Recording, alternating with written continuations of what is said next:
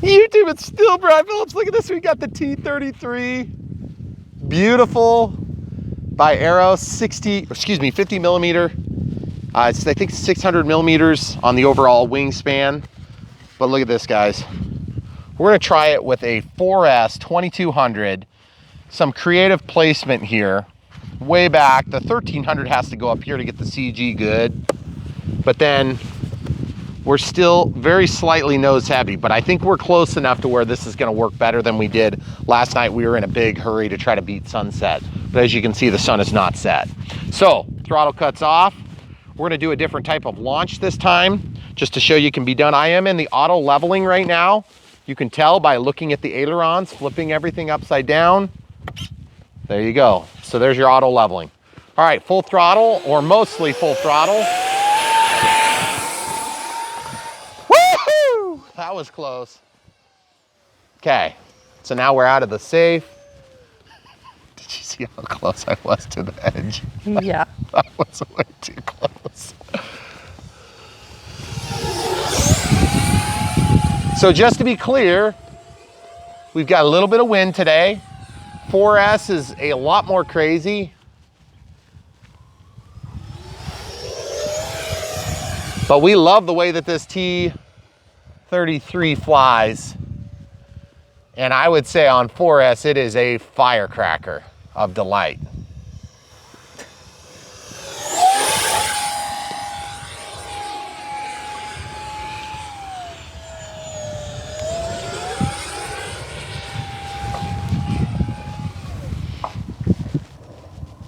So with the wind this time on this pass, full speed. So it'll go quick. I'm gonna try to keep close to 1G this whole flight so that I don't lose that battery out of the hatch. We can fly this with the 2200 4S. That's a Gen 1, by the way. We can fly it with the battery in a slightly different position and really get it in there way snugger. The problem is, if you do that, then your center of gravity gets really nose heavy. And even though it does okay,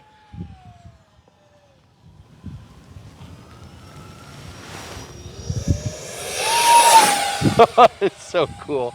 Guys, this stabilizer works really nice in here. We are just running an AR620 if you weren't already intimately familiar with that. And the AR620, of course, is not a stabilized receiver, but the Vector is, correct? Mm-hmm.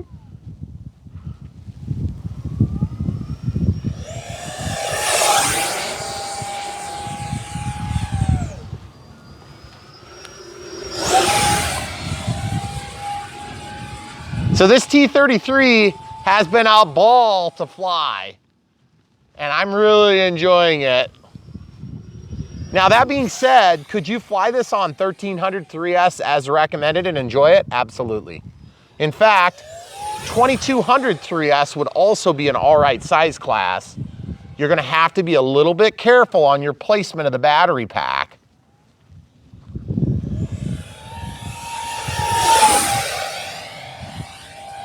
And we have a 4-minute timer dialed in right now. Just so you guys know, that was about, I'd say about 40 to 50% stick input on the ailerons. Coming right over those bushes and then down the runway. The slow flight performance suffers a little bit with the bigger pack, and being that there's no rudder,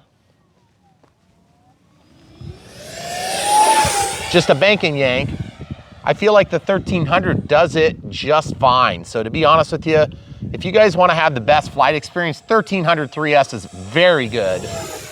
But I would say a lot of you guys out there have 2200 3Ss, and that's a real popular size in the battery world.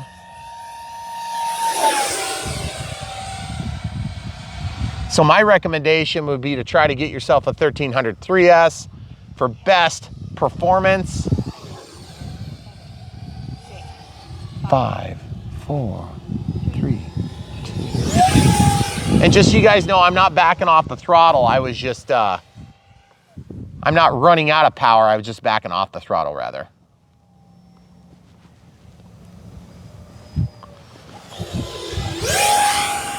%, throttle there just to show you it's still got the juice.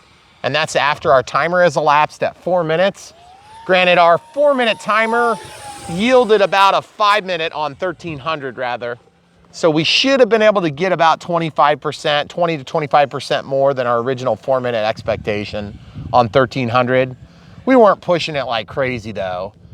I would say on 4S, what happens is you burn through the milliamp hours a lot quicker just because you know you can, and it looks sweet doing it. And I can tell you this, guys, from experience, coming back down on the other side. From experience, when you get an opportunity to fly fast in a jet, you tend to kind of fly fast in a jet. You don't generally do it slow. Unless you're weird, like me, I do that sometimes.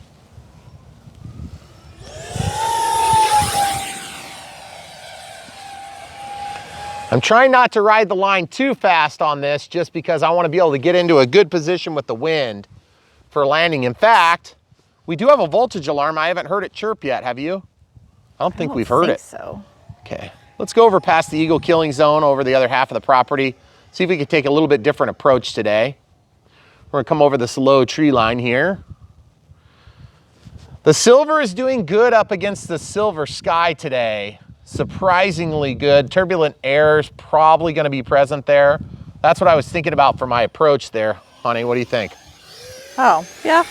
And then on the far side of the driveway? Yeah, it doesn't leave a lot of room for an improvement though. So I think I'm gonna try the next approach attempt will be down the runway, but I'm gonna do a low base leg to the left. You know what? I wasn't feeling that, so I'm gonna do a go around. There we go. That actually wasn't a terrible approach. I could probably land that. Yeah. Trying to do it in such a way that I don't overshoot. Why don't we trade sides there? Perfect, good job, right there. So we'll try the base leg option, but I'm gonna go out over the road and then hit the low point on the power lines and then just stall it in, hopefully. There we go, that'll work. I like it. I like that, but I'm not gonna put it down just quite yet. I'm gonna try to ride it over a little bit longer. So guys, flying the environment, we're getting loose on power. I think we're about to lose our power there. So we're gonna actually go past the eagle killing zone and then just bring it in, kind of S-curve it around. Am I out of your way? Yep, you're good. Okay, good. Trade a little airspeed. There we go. Nice! And into our little path there. I wanted to stay out of the tall grass, but as you can see, when you're flying on 4S 2200, you're gonna carry a lot further. 1300 milliamp hours, you could have brought it in here and landed in this front yard section. Yeah. So just for reference, that's probably about from the turn at the end of the driveway to where we touch down, that's probably about 220 feet, I'm guessing. So that's a pretty good amount, but we're in ground effect for about 3/4 of that landing. So you can land this thing a lot quicker and there's no damage at all. I guarantee it's fine. But what we're gonna do is we're gonna plop a 2200 3S in there and just see if we can organize things a little bit better, and we'll show you the outcome before we get ready to fly that next flight. Okay, so we got the XBC, but we may not need it because we've got a little cheap battery in here, battery checker. Okay, so we were at 4 minutes 19, that includes our walk time. So we're at about 9 minutes of flight time, let's call it, or excuse me, about 8 minutes of flight time. And you can see here, everything is still in its same position. This was allowed to flop, which I don't like doing. I usually trap that. The Air 620 was actually used to brace the battery. Again, not a great method, but I wanted to see how it flew like this.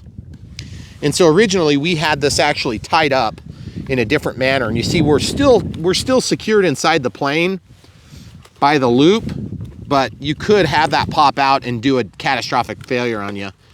So now what I'm gonna do is, we'll just look at this. Cell number 3 is 3.76, cell number 4 is 3.68, all is 14.8, cell 1 is 3.73, cell 2 is 3.71. Now let's juxtapose that to the XBC and see what the XBC has to say. How's the exposure? Good there. It's saying 14%, 3.7. That's about perfect. So I'd say 8 minutes on a Gen 1 2200 4S. Okay, so now what I want to do is I just want to show you this real quick. We untangled this because this was tied through like that. And if you guys haven't seen the Unbox Build radio setup, just watch that video. I'm not sure if these are going to be together or not at this point in filming. We usually don't know that stuff until it's like already done. Okay, so I've just got these twists in here. And what I found, another method worked really nice, is I took this 620 and I stuffed it into the foam here. And I did kind of like that better, but I don't have the wiring just quite right yet. Now I want to have this so it's accessible in case we decide to do a 4S flight in that same configuration. But I kind of preferred to have this right about like that. And then where's that 3S? So a 3S, of course, is going to have one less cell. So you're going to have, let's call it 25% less weight. Not quite 25% less weight because you have the same, you know, dead load with the cabling. And this is really similar to this. And then, of course, the smart chip. And then some of the wrappings are the same, but you do lose one of the cells, which is predominantly where your weight comes from. So if we just see what I'm doing, I'm just feeding this through. This is the way I'm getting away with this. So I'm going to drop this in, and then there's these 2 bite points here from the foam. And the foam will hang onto the cell then, just like that. So you got a pressure fit. The problem is if you get into a jarring moment, you know, like if you do a touch and go and bounce, you're going to probably release that battery. And so that's not necessarily great, but I'm going to still go with it just for the sake of argument. And you see, I don't want to press the bind button either. I don't think we're going to hit the bind button, so I think we're good. And then, of course, we'll go ahead and plug this in. Okay, so get that plugged in, let things initiate, and then I can use this. You'll notice I didn't get very good purchase there because I didn't push it real hard. Just waiting for the vector to start. Okay, so we should be good now. So now I can go back in there and tidy it up. And then this, I should have done this before, I forgot. This, of course, is the balance lead. And so I can use my cheap voltage alarm. And I'm going to just come in here and do this. Okay. So then this strap is pretty much not going to ever get any further back. So you can kind of see what we're dealing with here. Now, one other trick we've done in the past is we've taken like popsicle sticks and things like this and just made a bite point. But generally speaking, this should CG out a little bit better. So let's see how that does. Okay. Camera crew, if you don't mind grabbing these. Okay. So the CG marks, as you can see right there, I'm not super duper worried about the CG. That's pretty perfect on 2200 3S. Yeah. So I would say on this one, we'll of course launch it. We'll do the overhand and we'll leave it in the auto leveling. I've just found that the auto leveling works so good on these vectors that it just works really nice. And see, the problem is the wind is coming this way. We actually launched into the turbulence on the edge of that building there, and I missed it by about 1 wing length. So throttle cuts off. We are in auto leveling. We're gonna launch this way. You good? Yeah. Remember, 3S this time. Okay. See how nice that was? Okay, out of the auto leveling on 3S. Trying to keep at least 1 G so we don't lose our battery. Get it flying. That was cool. Did you guys like that? That was a legit stall. Gosh, we never fly from this spot. I know, it's weird. It is so weird. So this is the bowl over here, guys, we were always talking about. On 3S, you can see it's a whole lot less crazy. Okay, with the wind this time. Full speed pass. Oh, almost got the bird. So flying this plane is really fun, guys. It's a great plane. It does everything you expect it to do. It makes me wish I had a rudder and flaps and just like a full suite of control surfaces. But just be real careful what you do to this plane because there is a certain amount of the lightness makes it fly the way it flies, which is very good.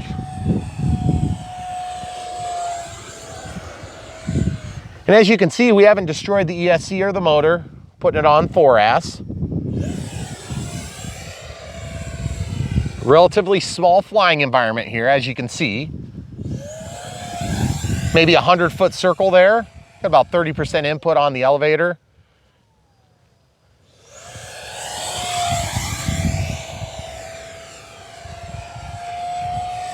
Right by us. And up. And back down the runway, you good? On the inside toward the house. There you go. Love it. This plane just really, it's fun. I enjoy flying it a lot. I mean, granted, you get into winter here and sometimes the predisposition is it's uncomfortable outside, so I don't want to go fly. Not for me. It's uncomfortable outside, but it's not windy. We're flying. Camera crew knows all too well. Oh, look at that, guys. Watch this. Just let it fly and then pull out of it. You see how that was a little bit scary? But the truth is, when you don't have a rudder, guess what you got to do? You got to wait. That's how you recover from a stall in a real plane. Oh man, that was so good with the sun. Let's see that again. You good? Mm-hmm. I feel like I'm losing power,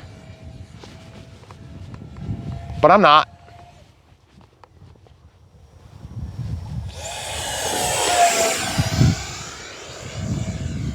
I'll tell you what, on 4S it seems a whole lot more impressive, but I'll be honest with you, I really enjoy flying on 3S just as much.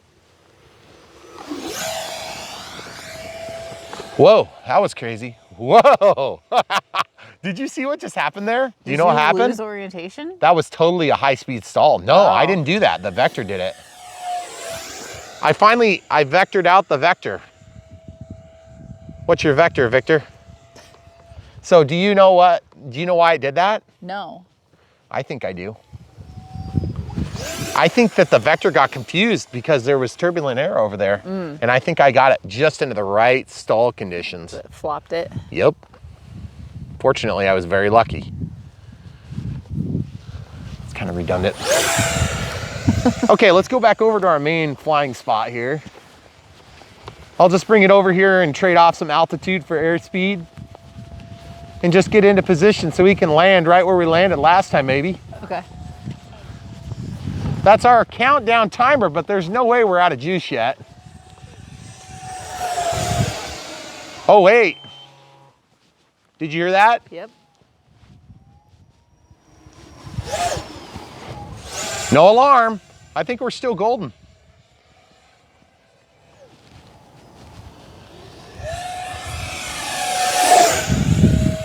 So what do you think of the look of this one there, camera crew? I wasn't sure about it at first, but I think it's actually really cool. It's fun to watch.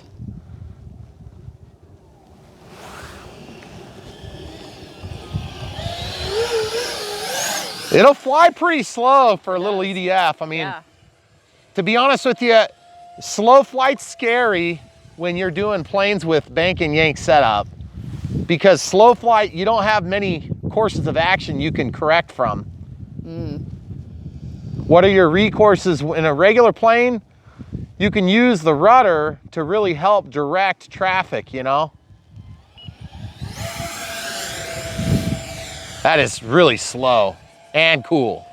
I like slow flight is cool, guys. Don't let the critics trick you. Okay, here we go. Just gliding her in a little bit over the eagle killing zone, saying goodbye to the eagles of the past.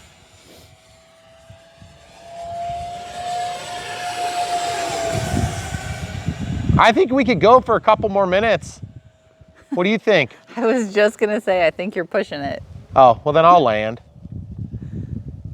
Here we go. Let's just ride the air.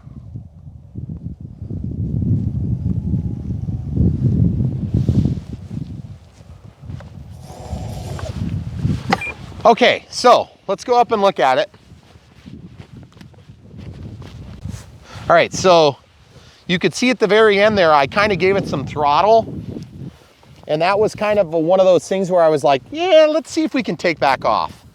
And as you can see, just a couple of marks from the grass. That's just a mark on there too, by the way. See, it comes right off. That silver's actually pretty good. I'm really, really happy with the performance of this plane. It's been super fun. I would definitely recommend that you pick one of these up if you're into T-33s. I've never had a T-33 before this. And as you can see, that 2200 3S did really good. No problems. I still honestly think that the 1300 3S performed just ever so slightly better. We're at 3 minutes plus 4, so let's call that 6.5 minutes compared to what we did 9 minutes on our On the 4S? Yeah, on the 4S. So let's go ahead, but I don't think we were out. So let's go ahead and pop the battery and see what we get for life. You want to trade me? I'll take out the crappy one. And in fact, let's just put it on the ground and de-energize it. We've just been really impressed with some of the Aeros gear that we've gotten. We didn't know how good or bad it was going to be, but it's really proven to be very nice. Very high quality stuff. Definitely up there with the upper echelon. You know, and again, we're talking about ready to fly, bind and fly, plug and fly, competitive brands. They've been really good. Okay, so we're at about 23%. So yeah, so you could probably get about the same flight time. I just feel like you cover so much more ground with the 4S. And Yeah. what would be nice is if you could get a 4S, if you get a 4S 1300, that'd be ideal, because you'd really split the difference. Now, I know that they exist, but I don't have any. So I'm not going to push you to get something you can't get. I'm going to push you to get something you can get. So the 3S 2200, then there's 2 other sizes that we did. We did the 4S 2200, and these are both Gen 1s, so that we have the bounce lead. You wouldn't have to do the bounce lead, but you could if you want. And then 3S 1300, again, Gen 1. We felt like the 3S 1300 was probably size appropriate. It's a lot easier to land it when you've got that lighter battery in there. And you can get the CG and still be in the battery strap, which is handy. Does it make or break the plane? 3S versus 4S? No, but the 4S is definitely more exciting. So if you're a little bit more experienced pilot, the 4S would definitely be in your wheelhouse. And just keep in mind, you need a little bit longer, probably double the runway to land. So depending on kind of where you're landing, and just show them this again, they can see kind of how there's a, you know, it's just not an uncommon setup next to a driveway. But the idea is we have quite a bit of space here to drag it out, and the wind right now, it's going about like this. So it's pretty much as much crosswind as you can get. So if we were going to be like straight crosswind like this, we would just land from a different angle. So at this point, you know, I would say very happy with this plane. It looks great. It functions well. It's basically everything I wanted out of the plane. The price point's really good. I think you're going to be happy with that. We try not to talk about pricing because you may be watching this a year later and we don't want to disappoint people. The other thing too is I like the fact that I'm flying it on my transmitter with my settings. But the thing is, if you do this and you do it without the vector, you'll be equally happy. I think you're going to be equally as happy. You're just going to spend a little bit of a premium for the Spectrum gear.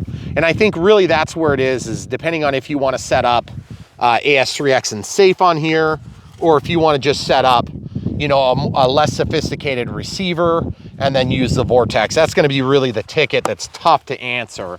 And that's going to be really applicationally dependent on, you know, who you are, what kind of equipment you've got, what your preferences are. But I can tell you this plane is capable of flying very good. I don't even really feel like we pushed the limits of it that much. And you could probably squeeze an even bigger battery in there, but you're gonna have to start adding ballast. And then it's gonna land really heavy. So I like the way it flies. Things I would like to see on this plane that I don't see on this plane now would be a rudder. Would really improve the flight characteristics of this plane, because it's a very good flying plane. It'd be even better with the rudder. A rudder would be light. It'd be easy to add on this configuration. And yes, you can add that. I believe this Vector still has a rudder output underneath where the throttle is. I believe there's a rudder output on there. I'm not 100% sure, so don't hold me to it. And it may not be configured that way. So if you know for sure you're going to be adding a rudder, you might want to go with the one without the Vector and then just get your own AR630 is what I would do. At 630, the antennaless receiver is fine. You're not going to be flying miles away from yourself with this thing. Now, second thing I'd like to see on a plane like this, it's obvious, would be flaps, because they've literally put the line there for us. It's very tempting. I think this thing would slow down amazingly. And also, The thing that would be nice about that is that you've already got these guards here. So those guards are going to help to protect the protrusion from your flap servo. Okay. Now, retracts, I think this thing is fine without retracts because it's fun to just have these hand launch. Are flaps necessary on this plane? Absolutely not. Would they make it more cool in terms of heavier packs, a little bit more high performance? I think it'd be really cool. But the thing is, do you need it? No. Do you need the rudder? Absolutely not. They're both optional things, I think. And I also think that the decals and fit and finish on this model were very good. I mean, it's an immaculate looking model. I'm really, really happy with it. And it went together really quick, which is something that we aren't always seeing on these smaller models like this. We did an F-16 not too long ago. It was a really nice looking plane. Went together, actually flew pretty good. But again, it was configured for 3S and I wouldn't have trusted that with 4S. But it was doggy was the best way to put it. On 3S, this thing isn't doggy. You could almost get the thing to fly on 2S if you had the right conditions. Like if you were slope soaring it, you could fly it on 2S. But it would be not very fun in a jet performance, in my opinion. So I'm really happy with this. So you guys got to get one for yourself. Check the links in the video description below. If you haven't already bought one for yourself, definitely check, buy one there. Thanks to the patrons that support us. That's the other way you can support us is through PayPal. And then obviously the easiest way is to just buy this. If you hate this plane, but you like the BAE Hawk, you know, we've got that on the list down below as well. And then a million other planes that might wet your whistle. And then don't forget, guys, we literally have thousands of other videos that are currently available right here, right now on Brian Phillips RC. And we really appreciate your patronage. And we've got years under our belt doing this, Megan and I. And Megan is the camera crew, my wonderful wife, if you weren't already aware. So she is behind the scenes helping me with facilitating all of the wonders of running a YouTube channel. Which it doesn't seem like it when you watch our videos, but there's a lot that goes into this. So that being said, we appreciate you guys, world's best audience on YouTube. Stay tuned. Not sure exactly how these videos are gonna lay out, but we've got the unbox build radio set up with the NX8. And I believe the only thing we forgot was that we set our auto leveling to a 2-position switch on switch A, and you can actually do a 3-position switch, which would give you auto leveling, no stabilization, and just stabilization. So auto leveling and stabilization, nothing, and then stabilization only. So you can do that. We chose to just do stabilization or auto leveling. And honestly, I don't run without stabilization because these little planes, it really does help them fly nicely. So anyway, that's all you get for today. Thanks for watching. This thing's awesome. Feel free to buy it from the links below. Help support us. Thanks, guys.